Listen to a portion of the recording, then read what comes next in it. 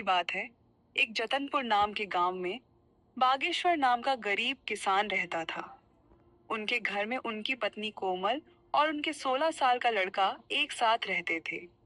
बागेश्वर को सिर्फ खेती करने आती थी। उसके अलावा उसने कोई और काम नहीं सीखा था।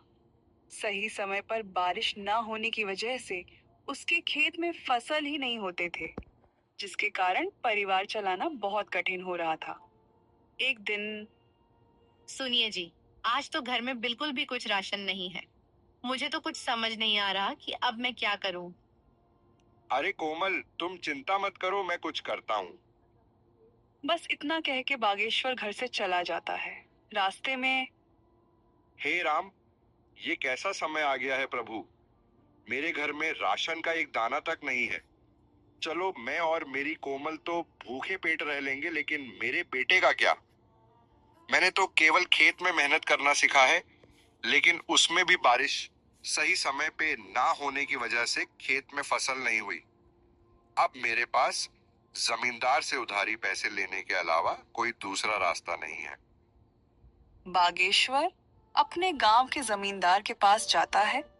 जमींदार हीरालाल बहुत शातिर और चालाक किस्म का इंसान है, जो हमेशा हर किसी को बेईमानी से लूटने के बारे में सोचता रहता है।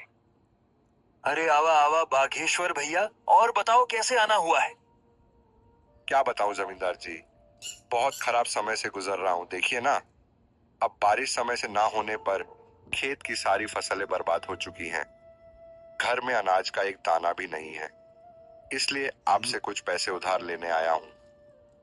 अरे हाँ हाँ भैया, बोलो कितने रुपए चाहिए आपको। ऐसे समय में हम नहीं मदद करेंगे तो और कौन करेगा।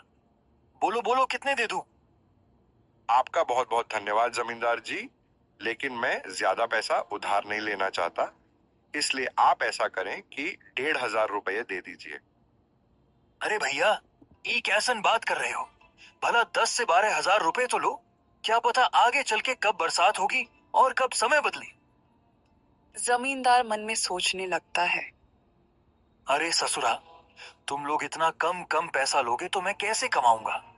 ज्यादा लोगे तभी है ना, हमें ज्यादा ब्याज मिलेगा। यहाँ बागेश्वर भी सोचने लगा। आखिर अब मैं क्या करूं। वैसे ये कह तो ठीक ही रहे हैं, पता नहीं कब भगवान की हम जैसों पर दया होगी। एक काम करता हूँ, 10,000 ले लेता हूँ। अच्छा ठीक है, तो जमींदार भाई 10,000 पे कितना तक ब्याज लेंगे आप। देखो बाघेश्वर भैया, 10 हजार के 10 टक्का प्रति महीना।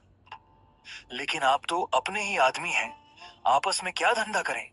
चलो आप 8% दे देना। हे भगवान, 8% प्रति महीना तो हमारे लिए बहुत ही ज्यादा ब्याज है। ले तो लेंगे, लेकिन चुकाएंगे कैसे। अगर नहीं लूंगा तो मेरा बेटा नकुल भूखा ही रहेगा। चलो, ले ही लेता हूँ। अगर भगवान की यही मर्जी है तो यही सही।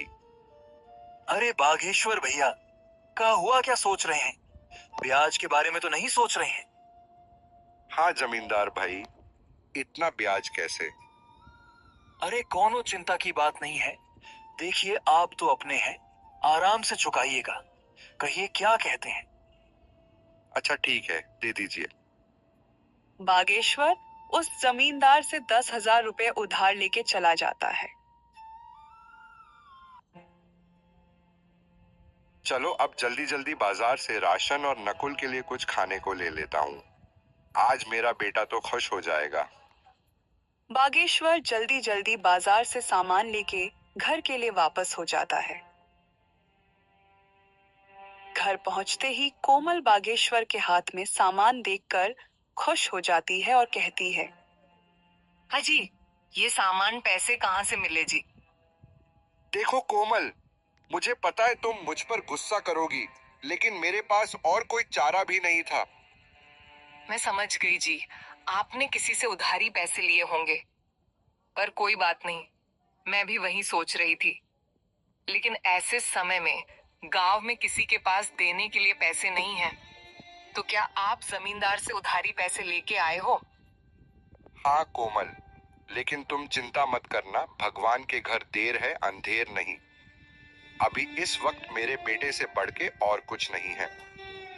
हाँ, आप कह तो सही रहे हो, लेकिन वह जमींदार बहुत चालाक और बेईमान है। वह बहुत ज्यादा ब्याज लेता है और समय पे पैसे ना देने पर खेत या घर छीन लेता है। आपने कितने रुपए उधार लिए?